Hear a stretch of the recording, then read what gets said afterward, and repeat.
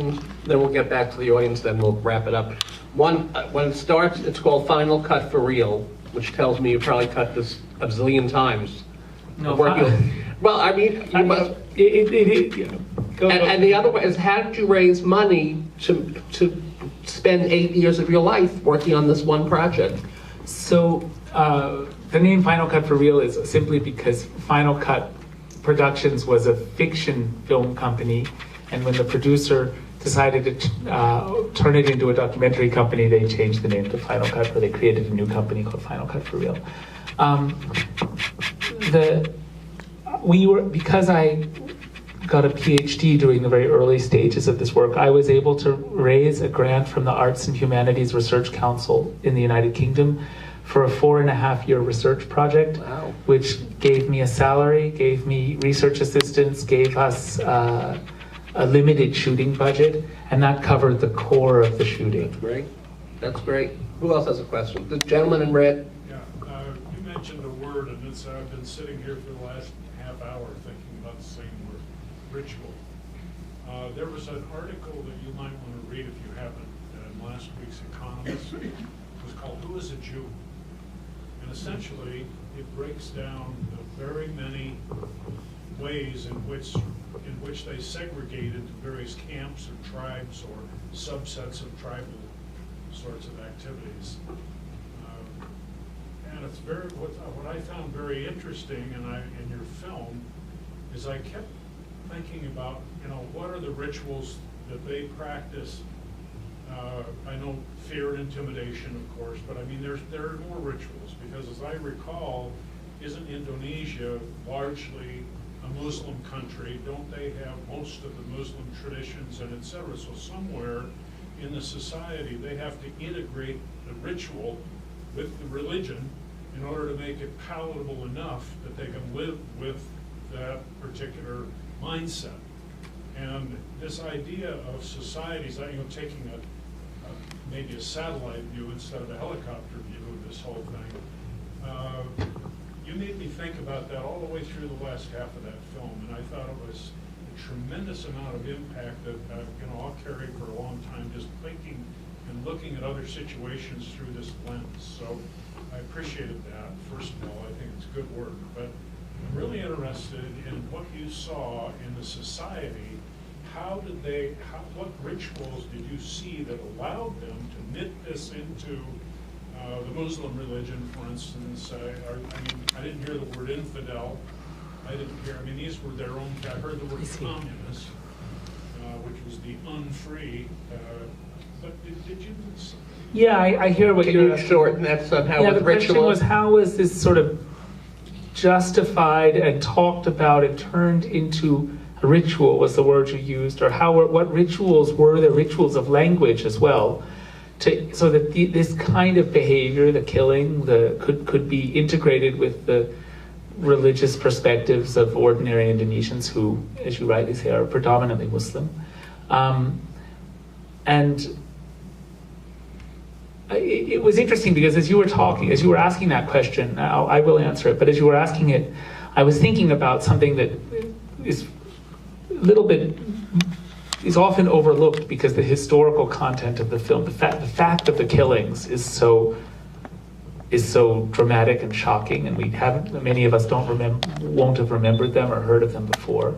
I think what you said reminded me the extent to which this is really not a film, not a narrative of what happened in 1965. It is a film about today, about the society today, about how the trauma, how the unacknowledged horror of what happened is kept alive today by the perpetrators to keep people afraid, and how it lives in the society. Often people tell me, maybe partly because of the title, they say, "Oh, I'm afraid to see this film because I hear people get cut up and they are cut to bits, and there's children who are victims playing in reenactments and being tormented." And I often have to say, no, actually, there's very little graphic violence in this film. And there's apart from this neighbor of Anwar, who gruelingly decides to open up and tell his story, there's no victims in the reenactments. There's no children being hurt, there's no villages being burned down. people, and then people feel the confidence, say, okay, I can go see that. But the violence in the film is symbolic violence, I think. It's the violence done every day to the social weave that bind us together in moments of normality. The violence that's done to that weave through threats. And maybe I'm not making myself very clear, but I guess to answer your question about ritual, I think that after the killings took place, my experience is that the killers from all walks of life, from the very first one I met in this plantation village, up to the very top of the chain of command, the highest army generals that I was able to film, and there were a number of them, although they're not in the act of killing, these were not religious people who were doing the killing.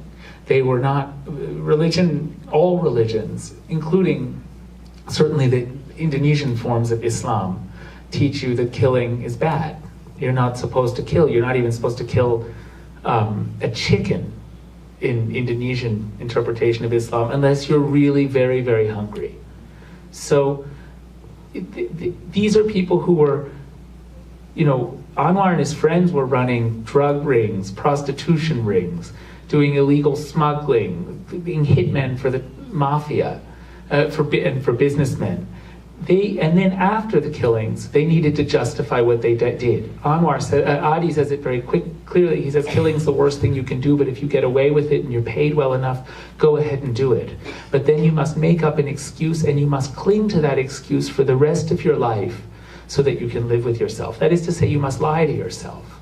And the government has made up a victor's history, lying to everybody about what they did. And part of that history is that the communists, because everyone knows communists are atheists, the communists are infidels. And that's part of what they say now. If you go up to your standard perpetrator in Indonesia and ask, why did you kill? They will give you not the reason they really killed at the time.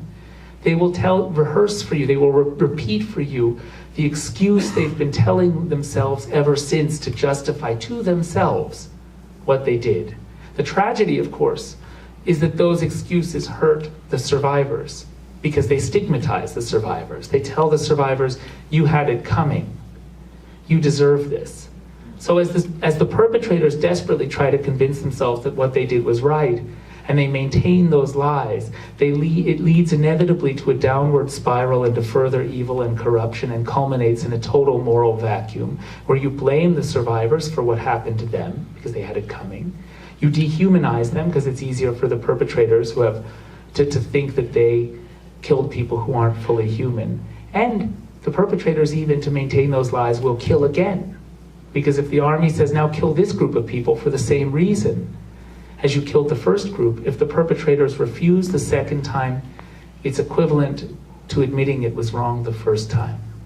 Just will conclude with saying, in view of that terrorized silence in which the survivors live, I'm actually coming out with another film this year, a film about a family of survivors, in many ways the film I set out to make at the beginning, about a family of survivors who find out who killed their son through the footage, through my filming with the first 40 perpetrators I met before I met Anwar.